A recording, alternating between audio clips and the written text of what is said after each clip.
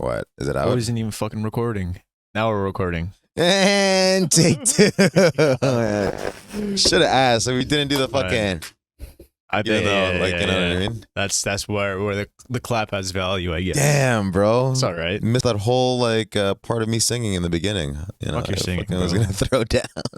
You're singing. Karaoke's fun, man. It is. Any culture, you know what I mean? Any culture is gonna be. Down Why with is it that Filipinos love it, especially? Fuck, man, because we're passionate people, you know.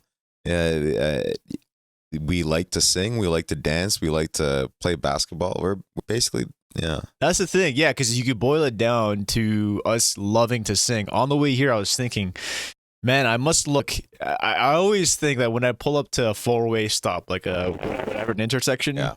and the guy in front of me looks in his rearview mirror and sees me just fucking, because I'm singing my heart out whenever I'm driving. And I was thinking that today, actually, before pulling up. One, I look ridiculous, probably, which is fine. But two, what is it about Filipinos and I think our actually culture? I think it's definitely, that's the key word there is culture. I think even from way back when you had presidential candidates that would literally start singing and like, I think not necessarily dancing, but just singing during like political campaigns and shit. So it's just been part of the culture. And also like the way that you courted, because just talking with our grandpa and talking with Papa Ping, I was just like, yo, how'd you like, you know, how'd you hook up with our grandmother, right? You know what I mean? Like, what'd you do? And he would tell me stories about how, like, I'm like, what was like dating back then? Like, you know what I mean? And he was telling me about how like back then you would have to go to the girl's house and literally like sing to her. From like down, like some like Romeo and Juliet, like some Shakespearean shit. Yeah, that's what you would do. So you would serenade like the girl with like, you could be there just by yourself with like a guitar or something like that, or your boys. There's a term for it. I don't know what it's called. I don't remember what it's called right now. But yeah, that's I think that's part of it. And I think you know, Filipinos just have a way of kind of like idolizing people. You know what I mean? Like, so it could be anywhere from their entertainers to like people in politics. And I think it's, if you're in politics and you can sing, you can dance and stuff like that, like it's a good look, you know what I mean? Yeah. I think it's a good look in general, but I think it's a little bit more exaggerated in the Filipino culture. And so now you like, I think you could see it in today's Filipino culture too, where it's just like, you could be any kind of star in any kind of like realm, whether it be you're an actor or like you're not necessarily a singer, but like you're like a celebrity of some sort. If you have any sort of fame, like you're singing if you're on TV one way or another. You know what I mean? Right. It's interesting, but yeah, I think Filipino culture is just one of them. I mean, bro, like karaoke is huge in Chinese culture, Vietnamese culture, like Thai culture. Like it's huge everywhere. It is. It is, but it's just stereotypical for Filipinos for some reason. It's just part of the identity. It is stereotypical. Yeah, it's in the mainstream as far as our stereotypes. Yeah. Just love to sing and like people go viral for that. Yeah, you know what I mean. Did you see that one clip where the dude is like just chilling with his friends and then he's just killing? What was it? My heart will go on. Have you seen this? But he's doing it sitting down. Yeah. Dude, yeah. Celine Dion's is up there. Okay, have you seen it though? I haven't seen it. Okay, go look up YouTube real quick. I'll look it up later because our audio is not fucking. I don't trust this right now. It's picking up our audio, which I fucking hate. What do you mean it's picking up our audio? Because I messed around with the setting trying to get this fucking interface working. We're having a lot of audio issues still. We're working through a lot of audio issues at the moment. Pulling up like videos right now. Well, right now, no. Okay. Right now. Okay. So yeah, man. No, it's fun. Like most get-togethers or most hangs that like we have with our friends or my friends. Well, we're good at it. We're fucking like Filipinos in general are good at like the stereotype. Generally, but bro, okay, let's tell you how it has some weight. Tell you how ingrained this is in our culture. Okay, so in the Philippines, you're either from the city or you're from the province. So they call the countryside the province. You know what I mean? Provinciano. Okay, so like think of it as just straight country folk, and that's where we come from. You know what I mean? And I mean, you still have this in the city from what I understand, but it's a little bit, I think it's more prevalent in in the province, in that you could literally rent like TV stands. So think when you go to like an arcade, like, you know what I mean? Like if you're playing Street Fighter or whatever, they have the buttons and then the TV, right? So they have these things. They'll bring it to your house for like 500 pesos a day. And then it's basically just a karaoke machine. Yeah. And why I'm getting at this is because, bro, it'll be like 8 a.m., 9 a.m., and we'll be like in the middle of fucking nowhere in the province, like in like where in Bunod, where we live, for example, which is like really in the sticks. But you could just, someone's already belting like a song out in 8, 9 a.m. and they're not all good, bro. Yeah. They're not all good. You know, there's a the stereotype is that Filipinos are like love karaoke, yes. But and then there's another one where it's just like, okay, like the ones that make it into like your streams are the good ones. But there's a lot of, obviously, just like anything, like not every Filipino is going to be good at singing, you know? Well, regardless of whether you're good or bad, it's like a pastime there. It's almost like basketball. It's like, it's when someone's you usually do it in groups. It's like a very common get together thing to do. So what I mean by that is it's an activity where you're with your family and your friends and everyone's doing it. I mean, it's kind of like you're taking your turns, and it's like a sport almost. It's like even if you're good or you're bad, doesn't matter. At the end of the day, it doesn't matter. As long as you're trying, no one gives a fuck. Exactly. No one gives a fuck, and they're all cheering you. They're not cheering you on, but everyone's kind of like stoic about it. Yeah. You know what I mean? They're kind of just there like, yo, like I gotta warm up there. It's kind of like they're at an audition. It's like, oh, I'm next. Well, that's the crazy part about that clip I'm telling you about is the guy is sitting down doing this, which is like, like it's hard to sing well sitting down in general, even if you know how to sing. But he's doing like an expert level, like you ever watch those Guitar Hero guys, where it's just like the hardest song, they're just making it look casual. They're sitting down or whatever. It's kind of like how that goes. But you were saying everything about the group activity, bro. Like, yo, somebody will just rip up a karaoke by themselves, and it's literally like a hobby. It's like a pastime. There. Yeah, you can have someone that pulls up and they're up next, and they're just fucking. They're just a fucking gunslinger, just killing Celine Dion, killing Eric Clapton. Yeah, and you're gonna be popular. Yeah, that's a great way to get popular over there. And then the next person is just like, they're kind of just trash. They can't even like keep up with fucking.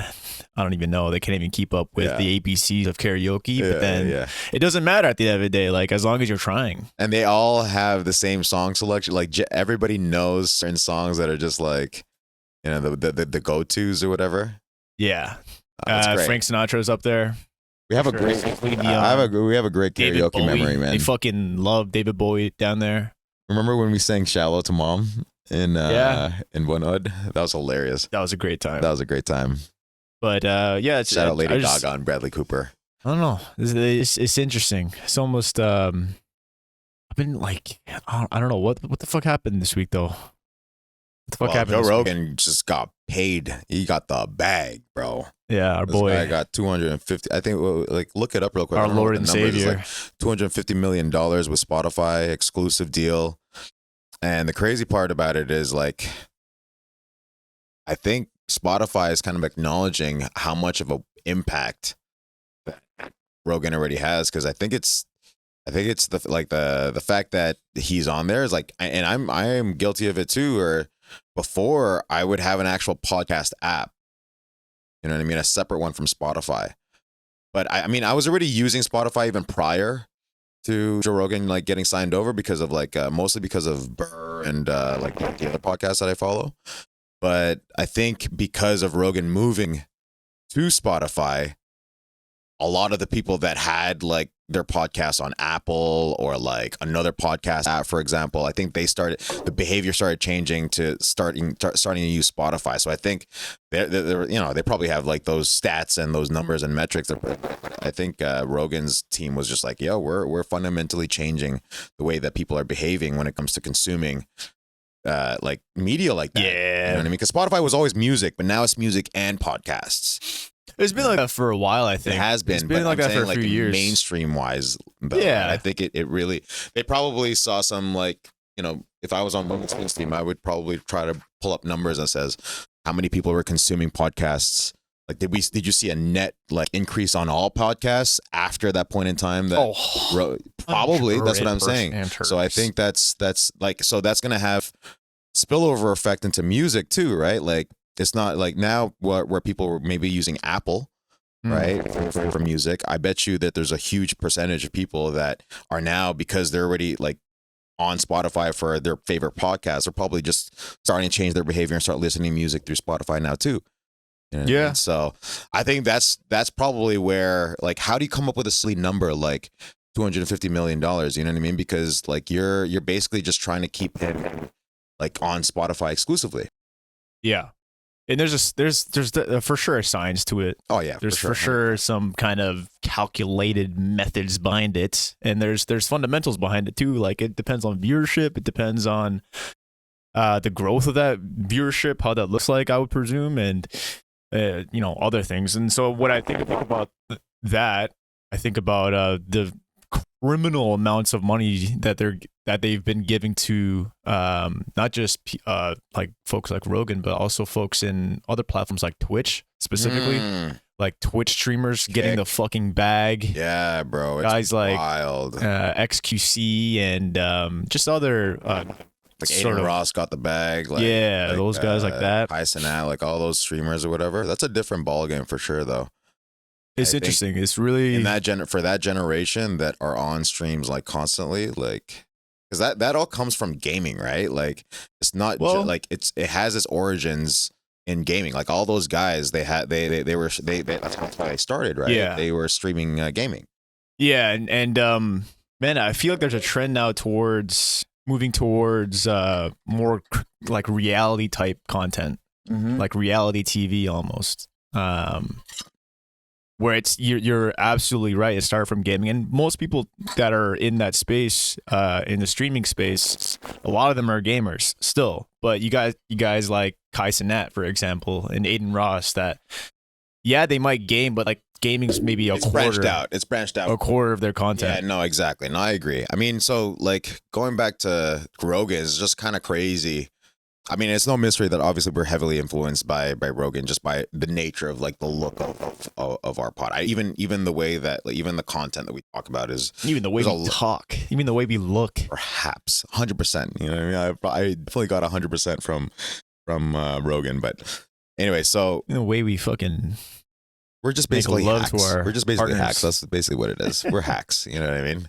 No, but I think just like anything, when you're starting something out, like, you're gonna naturally try to exhibit the things of the things that you're a fan of, right? Like, it's one of the best ways to learn. When I was growing up, like, and was playing ball a lot, like back in those days, Allen Iverson was the shit. So like, you were trying to do those hezzies, you were trying to do those shifties. You know what I mean?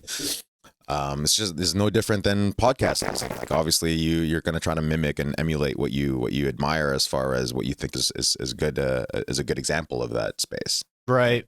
100%. And I think, that's one of the best ways to learn anything. I can think back to there's applications of that I've experienced in things like gaming. Yeah. And learning a new skill, jiu-jitsu. Yeah. You have to, I think, I don't know who said it, but he said something along the lines of you almost want to do that because by doing that, you're going to find your own style over time. Yeah, over time. 100%. So you should copy, and then while you're doing useful for you, you know what I mean, and then move on. Yeah. Because one of the things that I talked about last week that I dabbled in a little bit this week, not a little bit, but I found a pretty good process, and I'm getting the ball rolling on that whole writing thing that I mentioned last week. Yeah. And so I've just been kind of like more or less journaling, and looking up just resources on ways to get this thing going and how to actually make it like a habit that'll stick and things like that. Drawing from my own experiences.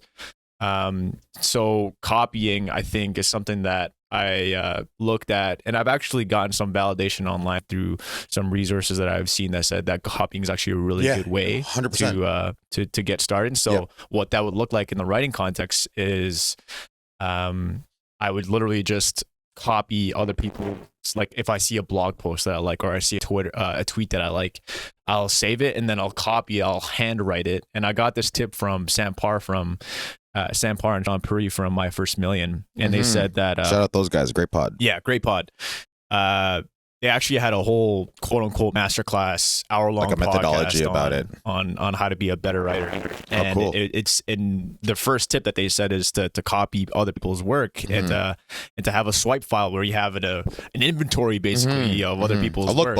A lookbook, right? Yep. So what that looks like is just, again, you're just copying a whole blog post from 10 to 15 minutes. It's kind of like warming up, stretching before you get your actual writing and your actual thoughts down, right? So I did that maybe 3-4 times this week, and I also the first writing block that I would have would be like a 30-minute block where I would just write one idea, some mind dump, just something that I think would have value for one person. So that's another thing too, is writing towards one person instead of trying to think broadly and write towards a whole audience, the whole internet, which I found really helped. And that first 30 minutes is just spitballing, just write anything down, whatever comes to mind, as long as it has one idea, right? One core concept, basically revolving around a headline, right? So that's what I'm really trying to come up with, is a headline and just some bullshit for the first 30 minutes. And then I go away. Chip away at it. No, I put my pencil down, or I put my laptop away. After that 30 minutes, I go away for like 90 minutes, do something else, play a video game or fucking go train or something. Let it brew, let it incubate, step 3.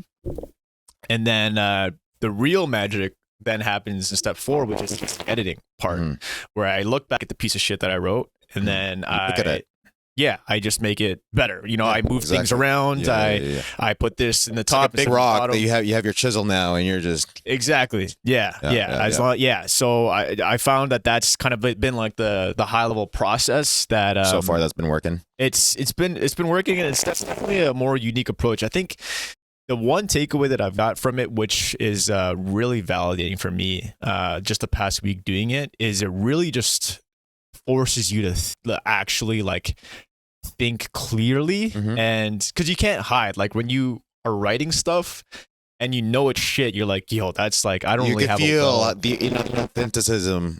If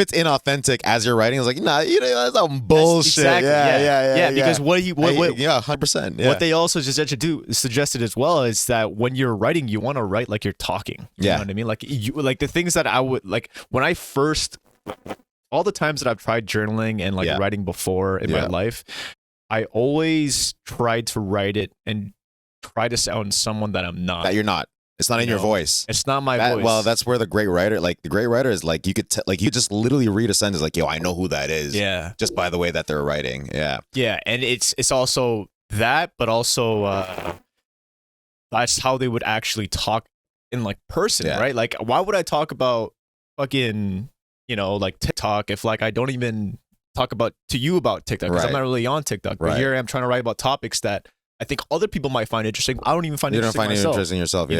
If I would never talk to you or like my friends about it, why would I? It doesn't come from a genuine place. Yeah, exactly. Actually, on that note, as far as like that process of writing in a way that you talk, something that I found really worked helped me was actually like I would use Teams, for example, because they have a narration. They have a what do you call it? Caption. They have a caption. Yeah. So transcriber. Yeah. So I'll literally just like create a meeting for myself, go on there, talk about like just do literally a mind dump of like what I think I want to say. Yeah.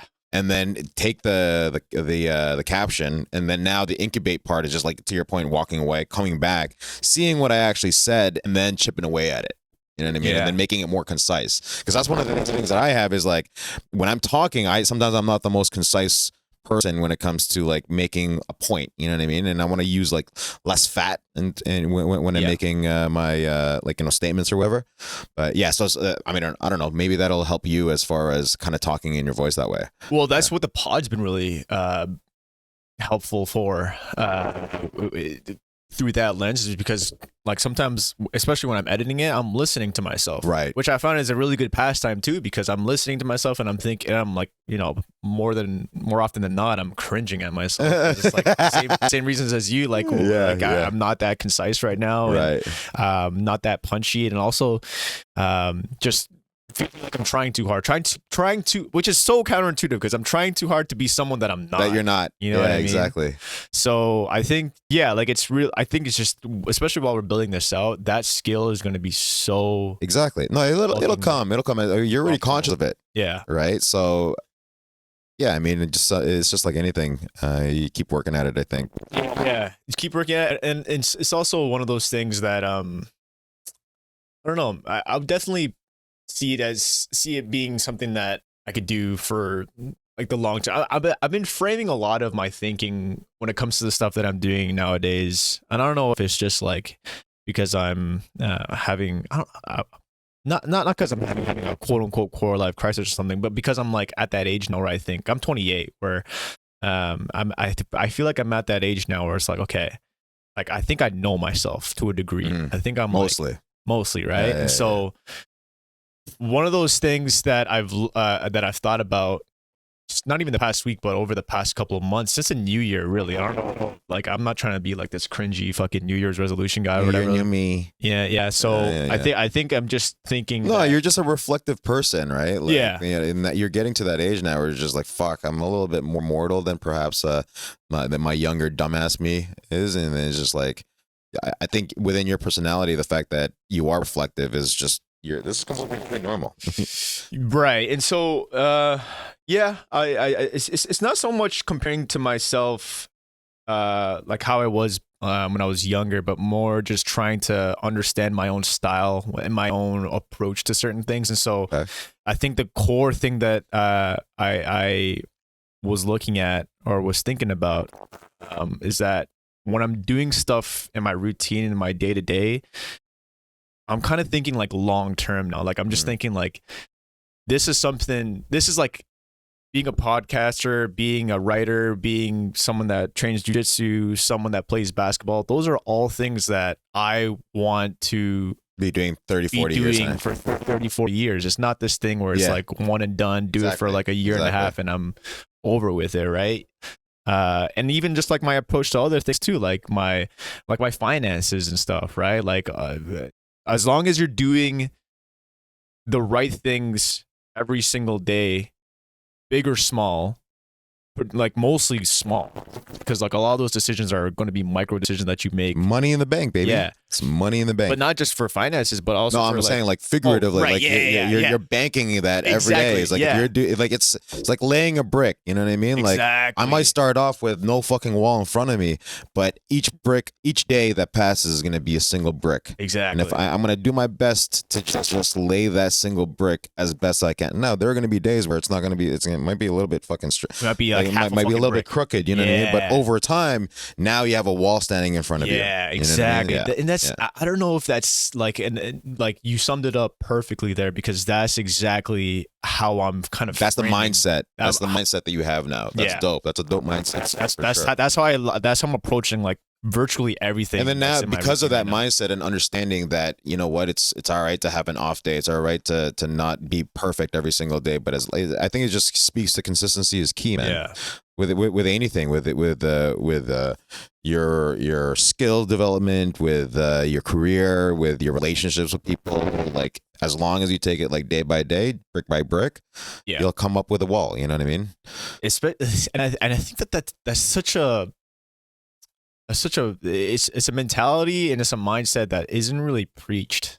I think it's preached plenty, to be honest with you, and I think it becomes preached to the point where it's cliche. But the thing is, like, you know, that's what I think. I think you're right. Actually, I think it's more so cliche. But people take it for granted. Yeah. So the knowledge and the wisdom's there, but not everybody's taking advantage of that, myself included. You know what I mean? Yeah. One of the things that I know kind of what I'm capable of, but at the same time, one of the things that I deal with is like discipline and focus. I could get easily distracted and shit. Now that's part of the reason why I'm into a lot of different shit too. You know what I mean? But I think that's also an exercise of like, you know what? I'm gonna try this out. I'm gonna try these shoes on.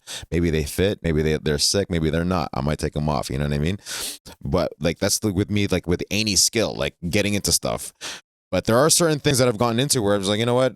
Maybe these shoes don't fit, and I'm gonna keep moving on to the next one. You know? Right. I think it's that can distract from other focuses, like for example, if I want to spend more time in Muay Thai, then jiu-jitsu, there's gonna be some sacrifice from jiu-jitsu probably. You know what I mean?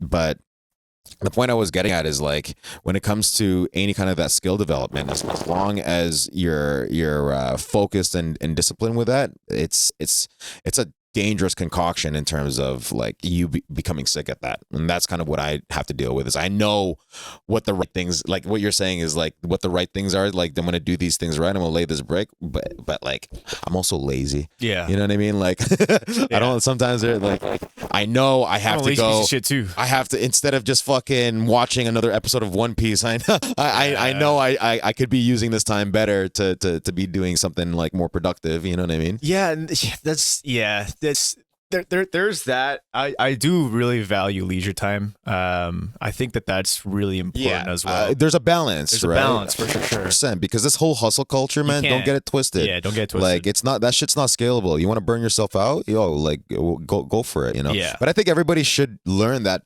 lesson of getting burnt out. Honestly. Yeah. Because usually that's one of those lessons that you got to learn on your own. It's not like, you know what I mean? You you could have somebody and tell somebody that all day, but then unless they really like experience it, they might not have they might not appreciate it as much. You know what I mean? Right. Yeah. So I mean, with this new writing thing, it's been an interesting week for sure. It's been. What are you writing about? Is it is it just like reflective stuff? Is it just more, like things on topics or? Oh yeah, there's like topics around it, and or that I've been touching on a few topics that So one of the topics that I wrote about was just actually on the process of making my plan, I guess, to make writing an actual habit, you know, like making it drawing from my past experiences with developing other habits, good or bad, and trying to analyze those to make sense of how to make this thing actually stick. And so we're touching on a few of those topics right now, actually, on that particular thing on that particular topic. But I think the one of the biggest things I've learned across any habit, good or bad, is that things will stick if it's really easy, I think. So number one is trying to make that thing easy to access and to also to do, and to make it so easy that it's like hard to say no to. So for example, like I would say this is a habit, you know, like this is a good habit that we're doing is coming here and doing a weekly pod. And the thing that makes it easy for me to get up in the morning on Sundays, 8 o'clock in the morning or whatever the fuck, whenever I wake up, sometimes it's like 9, you know, and I'm a little late.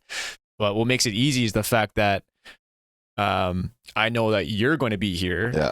And if you were here by yourself and I skip out, then you're going to like be pissed off at me.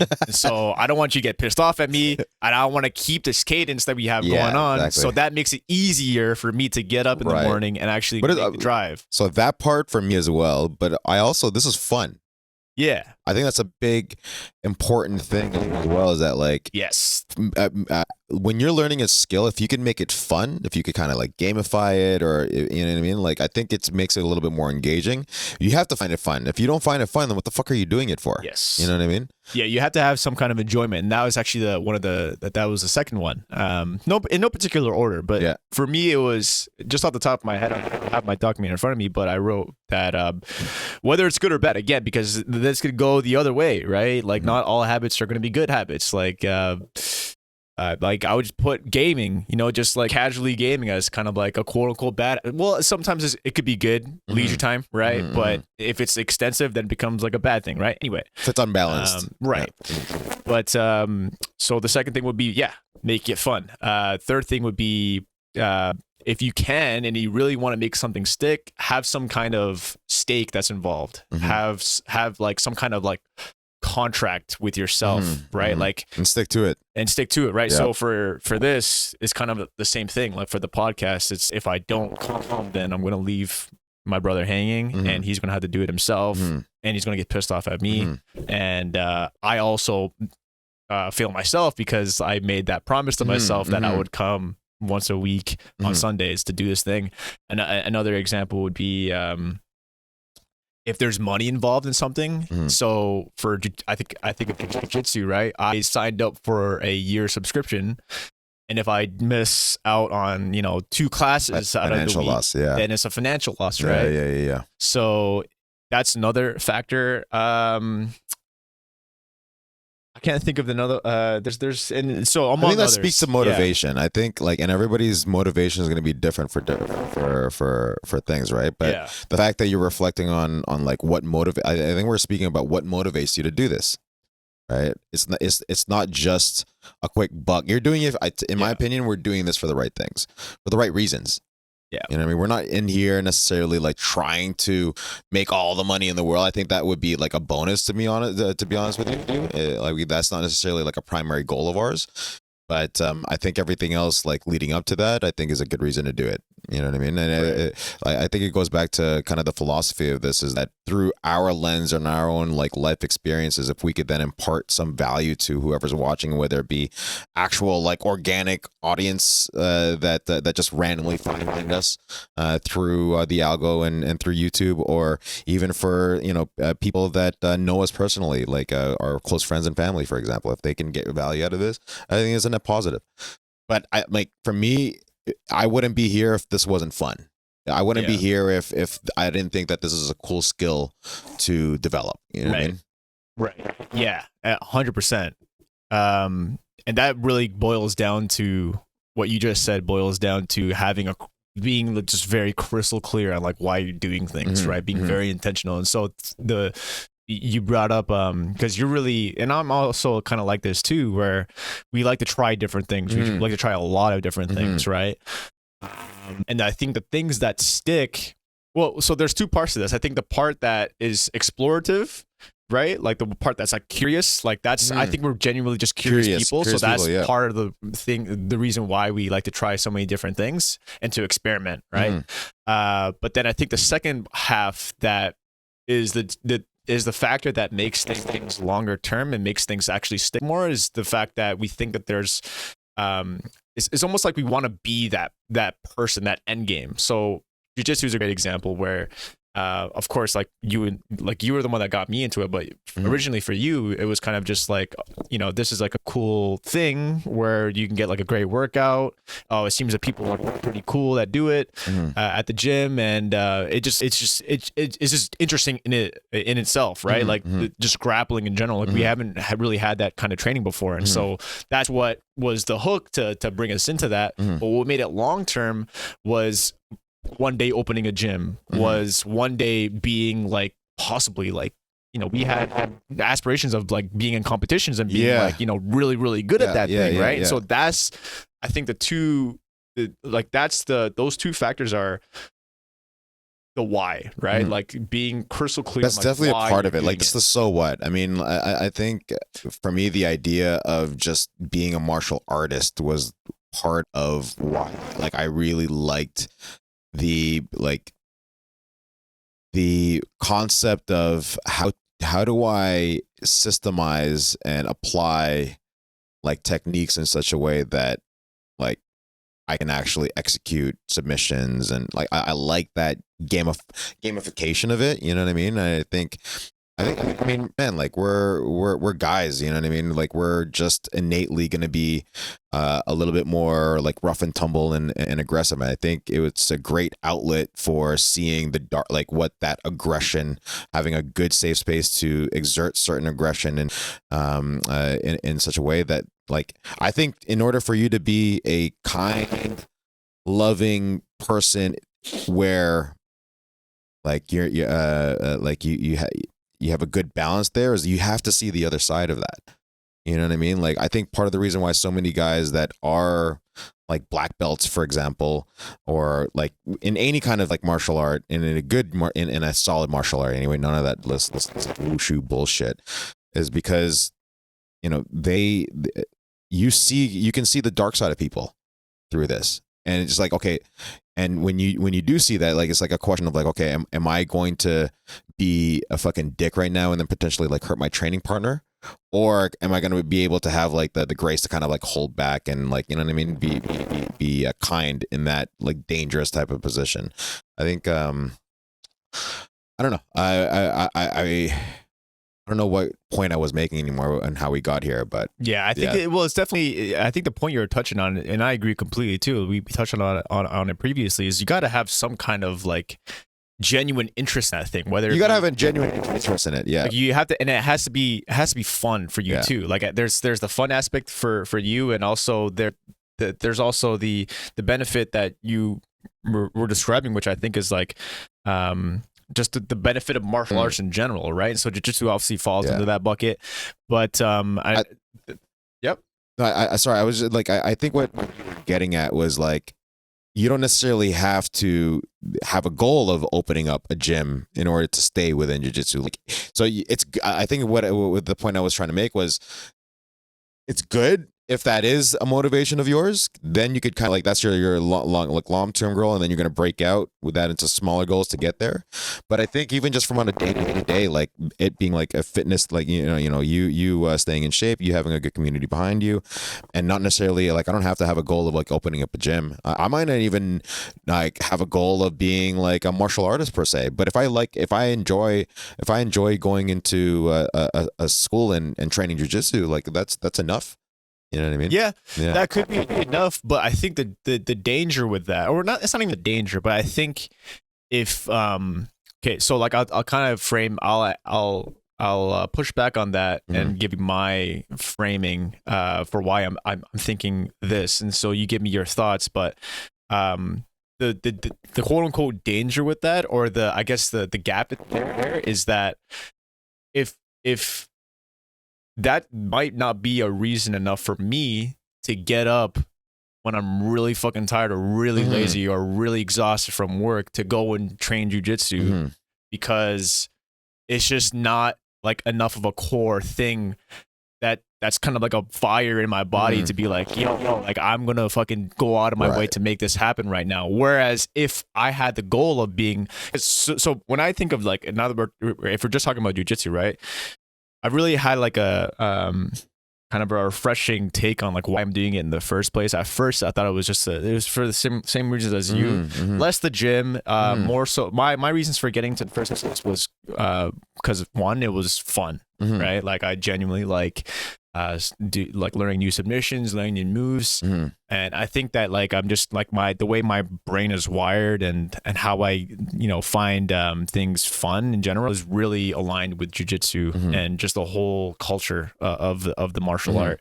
And so one, it was fun, and two, was also just the vibes, honestly. And so those were the two main reasons. But I think the reasons why I was a lot more inconsistent with it compared to you is because I don't think that those two reasons were enough for you. I get it. To keep going. Whereas now my framing towards jiu-jitsu is, okay, at the end of my life, over 30 years, I'm on my deathbed, and had I gone and done jiu-jitsu every single day, at the end of that, and now I'm on my deathbed, will I be more proud to say satisfied satisfied myself? Yes, I would be more satisfied knowing that I was a guy that did jiu-jitsu every single fucking time that I could up until I was fucking in my deathbed. You know what I mean? Versus someone that didn't do that, right? And 100%.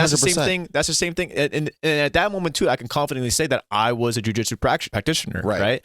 I could say, and that's the same thing that applies to writing. Is writing something that I could see myself doing up until my deathbed, and at my deathbed say, I'm happy that I did that thing. Is that more of a net positive versus me not giving that up? Yes, absolutely. Gaming is something that I've kind of reflected on, and it's like, that's a pastime, really that is innately who I am.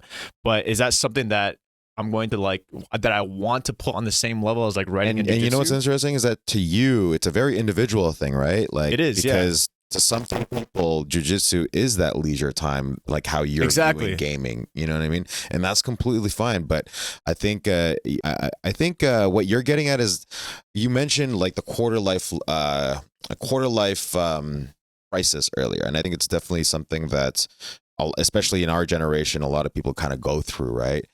And I think what I've come to realize after having gone through that is like, I think it's really just a call for finding one's own meaning.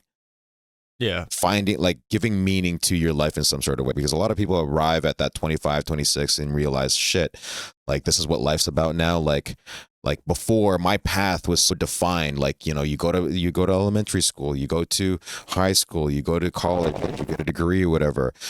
Some people jump right into starting a family, and they find meaning in family, and that's why that's why in some cases they don't even necessarily have that crisis until they get their midlife crisis. Yeah. Right. Once their kids start growing up, it's like, shit, I didn't really like stop to think about like, what the fuck do I really want to do? And that's where they kind of have that crisis. And I think now, because people are kind of putting off the like, you know, starting a family until a little bit later, especially like in our culture, right? That's where you're having a lot more people like having that kind of quarter life crisis. And I think it's just a call to, I think it's just a reflection to people are trying to find meaning in what they're doing. You know what I mean? Instead of like sloshing around in the corporate world, in the rat race, for example, they might be dissatisfied with that. They're just like, I don't find meaning in this. And that's where I think that kind of internal crisis comes about. But I think part of uncovering what that is see, like my approach to it was, let me try all this different shit. Yeah. I might not even like, I'm not expecting to stick to all of this stuff, but something's bound to stick. And that's where I find meaning. Like, so I find meaning in training jujitsu. I find meaning in teaching people jujitsu. I find meaning in being as good of a brother and son. So I literally went down the list, like what you're talking about. I was like, okay, what do I actually find meaning in? Let me see, let me water those things that I find meaning in. Yeah. You know what I mean? So like, our relationships were not the best, like up until like what, maybe I was 25, 26, even with mom and dad, for example, you know what I mean? And that's where you know, that reflection, I think is so important, is that reflection of understanding, okay, like taking it some time and actually seeing, okay, is this how it should be? Is there anything that it's in my control that can affect what I'm not satisfied with? Because if it is, then you should put things in action that will actually improve that. Because if it's not something that's in your control, then there's really no reason to get upset about it in the first place, because it's not in your control. Right. You know what I mean? And that part of that is how you're, I think, viewing your mindset. And I think that's fucking dope. Like you're looking at it from that lens now. You know what I mean? Yeah, I just think that just having it from a long-term lens is so much easier. It's just like it helps. Yeah, like because it reminds you, like, okay, what the fuck am I doing this again for? Yeah, you know exactly. I mean? And I think it boils down really easily to just who, like, what kind of person do you want to be? Because you could be that person today, but can you do that like over your entire life? Yeah. You know what I mean? Like that's where like the rubber hits the fucking road, is like, yo, like I like when I don't know who said this again too, like I'm just fucking pulling out left and right from all these different people, but someone said that, oh, this is from Atomic Habits, which is a great book. You should fucking 100% read that if you're actually interested in understanding your own habits and building better. Understanding cycles that you might not be recognizing. So that book is exactly. So that book is really kind of like I pulled a lot of frameworks from that. Not really a lot, actually, maybe just like 2 or 3 core concepts. But one of those core concepts is, if you want to start any kind of new habit or anything, or make any kind of good change in your life, you almost always want to look at it as, I'm not trying to become that person, I am that person. Mm-hmm. You know, I'm not trying to be a writer. Like starting today, I'm a writer. You're a writer, yeah. And I'm going to do what a writer does. Right. And I'm going to, treat it with the same respect that I would treat anything that I'm serious about, like whether it's my job or whatever. Like that's who I am. That's who I am starting today, because I made that decision. Mm-hmm. Now it's time for me to put in the fucking work and also be crystal clear on why I'm doing it in the first place. Because you could be a writer, right? Starting day one. And like you said, right? You can experiment, try this new writing thing out, and you start as a writer day one, but then you find out in week 5 that it's like, okay, well, maybe this is not it, which is fine. At the end of the day, like, it's fine to drop stuff too, right? It's going back to that, it's going back to that thing of be crystal clear on why you're doing things, right? But don't just do it for like 5 weeks, those 5 weeks, and like half-ass it. You know what I mean? Like actually come to a conclusive, break through the barrier. Yeah. Exactly. Break through that and actually like try to live it, like genuinely live it. And if you find over 5 weeks that it's not for you, it's not for you. Drop it, go on to the next thing. But the whole point of the game is stay in the game. You know what I mean? And keep trying those things, which is like, that's already half the battle, is to be that curious person and actually like put yourself out there, you know what I mean, and try different things, and you'll never know, as cliche as it sounds, also you never know if until you try it. It all depends on how far you want to take it as well. Like, so for example, like I love cooking. I love being in the kitchen and chefing it up. But I can't tell you the last time that I made, I saw like where I made, like I actually pushed myself to make a dish that I hadn't made before. Right. You know what I mean? Where before I used to really be like, okay, like I want to learn how to make this. I had like a whole schedule in a year. Like, okay, I want to make these dishes this year because I want to at least try to make these. You know what I mean? And that's how you got, like, you know, the risotto, for example, that you had, the pasta, remember the beef, the short ribs, for example, like that all came from that, right? But I think I'm happy with kind of where I'm at in terms of my, like, I've gotten to the point with my skill where it's just like, I don't necessarily need to take it any further, I don't think. Yeah. Where it's just like, okay, I like one of the big pieces was baking, for example. Like, I wanted to get good at baking. And I'm not saying that still aren't skills that I want to learn, but like from a priority wise standpoint, from a time standpoint, like I'm happy with where I'm at right now. I'm not saying that I'm not going to revisit later, but I think it all is like, it depends on what you want to actually kind of really focus on, because there's gonna be like wine, for example. I love like wine. I love learning about wine, but I've kind of put a pause on those two things because to make room for things like this, to make room for actually teaching jiu-jitsu, for example. You know what I mean? Mm-hmm. So I think once you have that honest conversation with yourself, you're like, okay, I might have these interests, but how far do I want to take this? Okay, now let's come up with a plan on, because there's only so many hours in a day. How am I going to spend time to effectively work out these skills? And something's got to give. You can't do everything all at once. You know what I mean? Like you have to kind of prioritize it that way. It's only so many hours out of the day. Yeah. Sure. Rich man, poor man, every man has 24 hours. And the difference between those two men are going to be like how you spend that. Yeah. Right?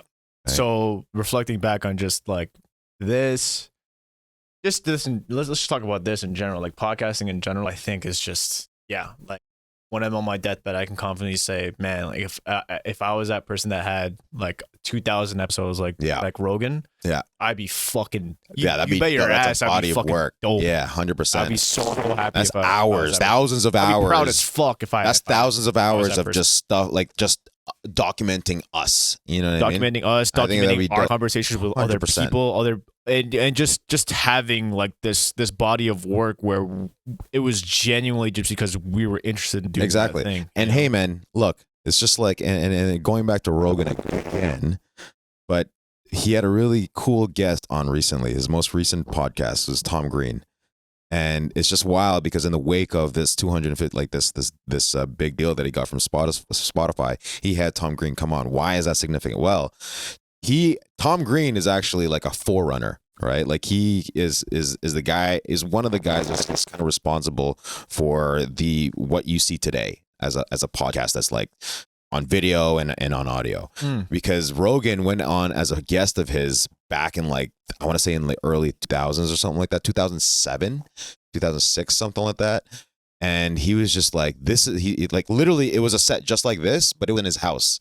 He had servers, he had like the whole setup, like with a camera, with the audio, the lighting and all that, right? You can still look it up. And in that podcast, Rogan was telling Tom, he was just like, you figured it out. This is it. Now the key is like finding out, how do you make money from this? Yeah. Because if I could just do this all day, this is dope. This is like literally like he has like Tom Green and Rogan, this was a conversation, and they were just reflecting on it on this recent podcast. And then Tom Green was like, well, you figured it out. That was such a cool fucking moment. That's where sick, just man. Like, he's just like, because like Rogan was giving him his flowers, right? He was like, yo, you're like the granddad of this show. If I hadn't come to your show and realized this fucking sick, who knows? Maybe I wouldn't have done it. You know what I mean? Right. And then he was just like, yeah, I remember saying like, now all you got to do is figure out how to make the money. And then Green was just like, yeah, well, you fucking figured it out. Like, 250 That's million. so sick, man. That's sick, man. Bro. Dude, like it's shout out Tom Green. Actually, from Canada. I'm not. Oh, is he? Yeah. He started out as a stand-up comedian in Ottawa. And I don't know. So then he just He was like huge in like the late 90s, early 2000s, like with movies and stuff like that. Sweet. Yeah. Oh, then probably have seen him for sure. You probably, yeah. If you look at what Tom Green is, I wouldn't be surprised. Man, it's just, I just think that it's so much easier. It's so much easier for me, and I'm speaking from my own personal experience, but it's so much more easier, and there's a lot more weight to like actually like looking at what you're doing and trying to make sense of it day to day. If you look at it from the long term lens, yeah, you know what I mean. It's like, why am I? Okay, it's like, why am I doing this thing if it's like in like 50 years, like I'm not gonna be. I don't know. Like, I think it's because you're not an NPC. Yeah. That could be it too. That's part of it. Because how many people do we know that are NPCs? Yeah. That are just like, bro, like, and the thing is, the sad part is when you could see someone that actually has some sort of talent or some sort of like gift, and they're just like mulling around as like an NPC. They're just being passive about it, and like they're just gonna realize one day, fuck, that shit passed me by, and it's just like, you know, that's why I whenever I see that, I try to make a habit of like telling that person, like, yo, bro, like you're fucking funny. Have you ever thought about like doing stand-up comedy? Because I think if you fucking like did that, like I think you'd be sick at it. Or like, yo, bro, like you're really good at that like video shit. Like what are you doing with that? Are you just doing it for fun, or like what do you know what I mean? What are you making of it? So like anytime I could kind of see that, I try to like, you know, kind of encourage that. But yeah, there's the amount of people where it's just like they have gifts and it's just like, fuck, bro, like they're not doing anything with it. Yeah, and I feel like that's part of the reason why maybe I'm so hard on myself, because in some ways I think I have some sort of potential to doing something excellent, but again, it goes back to that focus and discipline, right? Yeah. So yeah, that's just the way that I kind of tick, you know. Focus, discipline, but just it's just showing up, man. I think it's just it's also something that gets overlooked a lot, and it is cliche because everyone knows that this is what you have to fucking have and possess if you want to be any kind of successful in any aspect of life. But having patience, man. Patience is huge. I think we live in such a crazy fast instant gratification world. Like everything is just like, I had this like just thinking about my relationship this week was like, man, my girlfriend just like, when I'm talking to her, it's just instant gratification always. You know what I mean? Like I try to get her to watch this new show, and she just couldn't get into it. She couldn't get into it. It's a 25 episode anime, and she couldn't get into it after watching the first 2 episodes. And back in my mind, I was kind of like, she noticed I was kind of like noticeably disappointed, but in the back of my mind, I would never say it, but like, I was just, yeah, I was disappointed. 1 and 2, it's just like, man, like, why you only watch 2 episodes? Like, you got to give this thing like more of a chance. You know, that's like 40 minutes. You know what I mean? And I'm here telling you, like, you're going to like this. Like, I know you. You. Yeah, exactly. I wouldn't be recommending this to you if I didn't know. Exactly, right? So it's like, give this more of a chance, you know what I mean? And so be into the shit I'm into, yeah, please. just like, just try, you know what I mean? Just try. But come on. But again, but the bottom line with that is that I can't blame her, because like that's just how our world is. It's the way it runs now. If people aren't captured in the first like episode of something, or the first 10 minutes, 2-3 seconds, brother, 2-3 seconds of something, they're gonna fucking throw it away. I think it's like the 8-second rule. Like if you didn't hook them in 8 seconds, like you're fighting an uphill battle. Yeah. Right. And I think that if you can get out of that, if you can fucking take yourself out of that and look at things from just be more patient, man. Just patience is a fucking virtue, as cliche as it is definitely Exactly. What are you gonna do, bro? I don't know, man.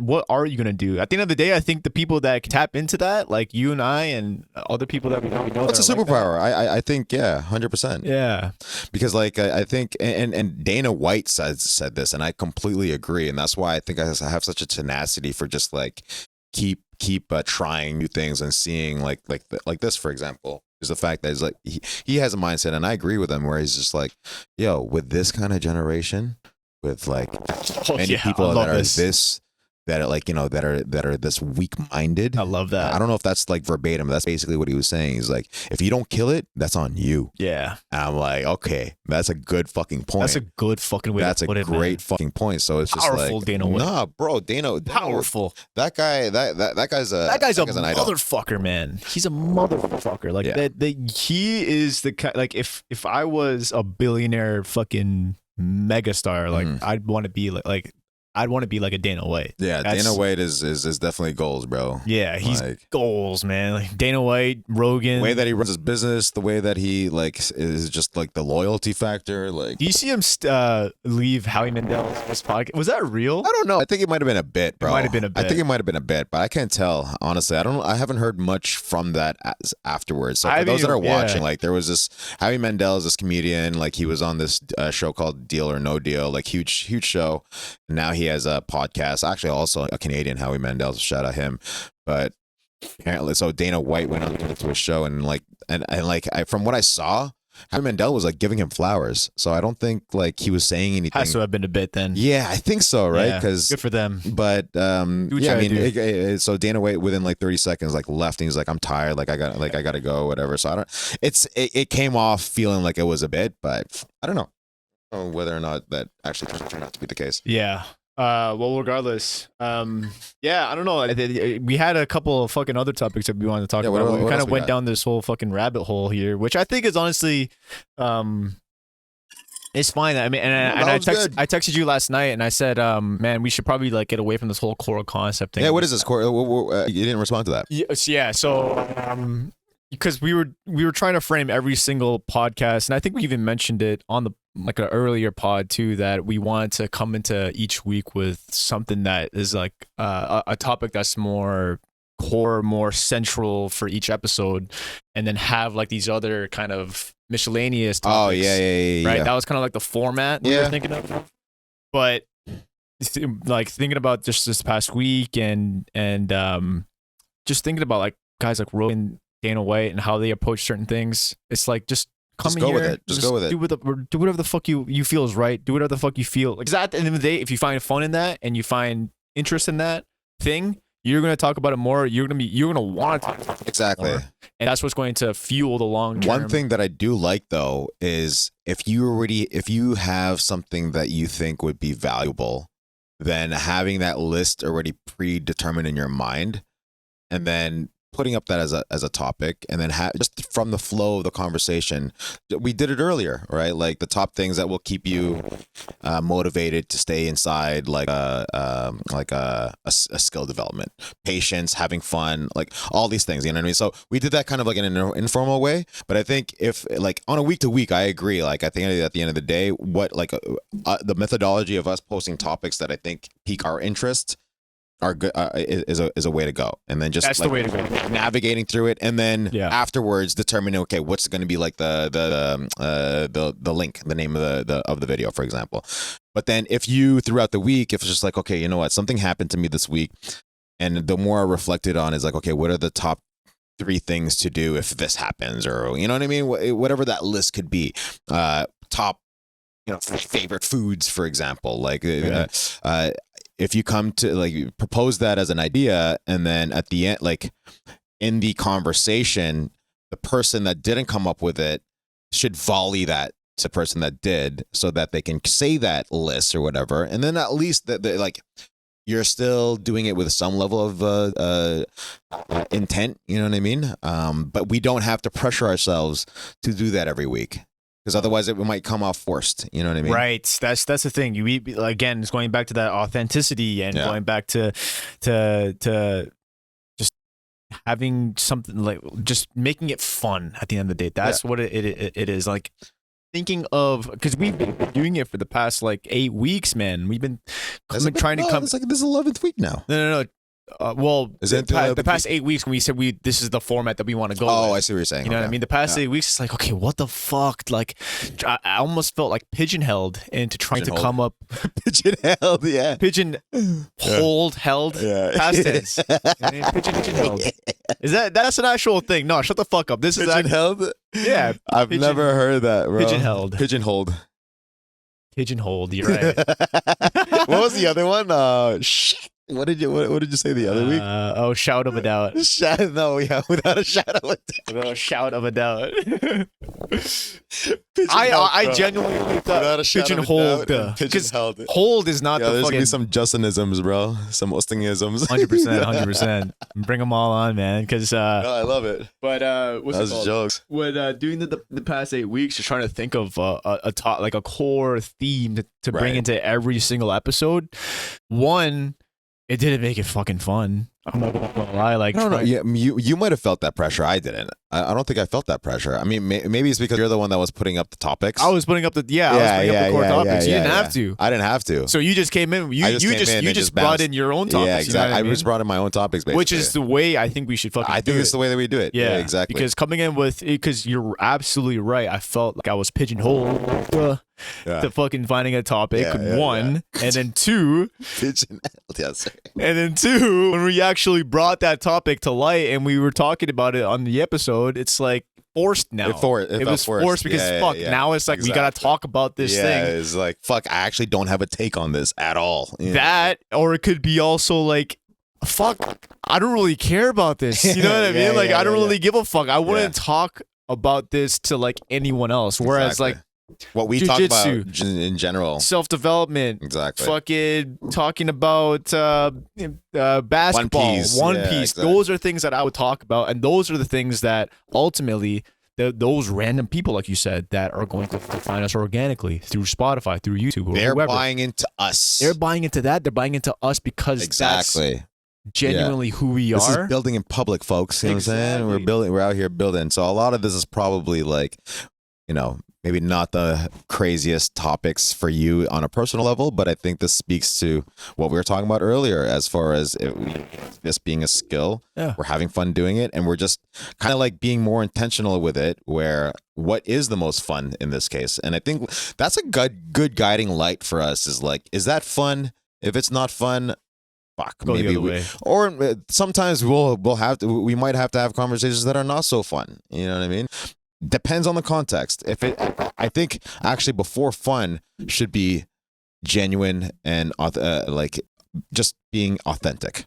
Yeah. You know what I mean? And then from there, we could really lead it to anywhere because it's us. Yeah. You know what I mean? At the end of the day, like at the very least, I mean, when it comes to conversations just between yourself and I, it should be fucking fun every single time. It should be the stuff that we both like and we are both interested in, and nothing else. If we could steer it to a silly goose time, you know what I mean? Let's steer it to a silly goose time. But when it comes to, you're totally right in that we might have people that we bring on in the future that will have like might have a little bit more of a serious tone. Yeah, who knows, more of a serious tone, and perhaps sometimes not. Yes, and perhaps, but who knows? And it's inevitable too. Like, we might have personalities that we bring on here that don't jive or mesh with us well. Like, out of the 2,000 episodes that Rogan had, like, there's definitely a few. There's definitely a few that are been uncomfortable, maybe. Yeah. Right. And that's going back to the brick analogy, laying bricks, right? Like, sometimes when you lay the podcast brick, it's going to be fucking crooked. It's going to be half a brick sometimes. But today, there's a few things that did not go according to plan, and that's okay. You just got to keep moving forward. Just keep fucking moving forward. Yeah, I mean, like, our audio was fucking shit.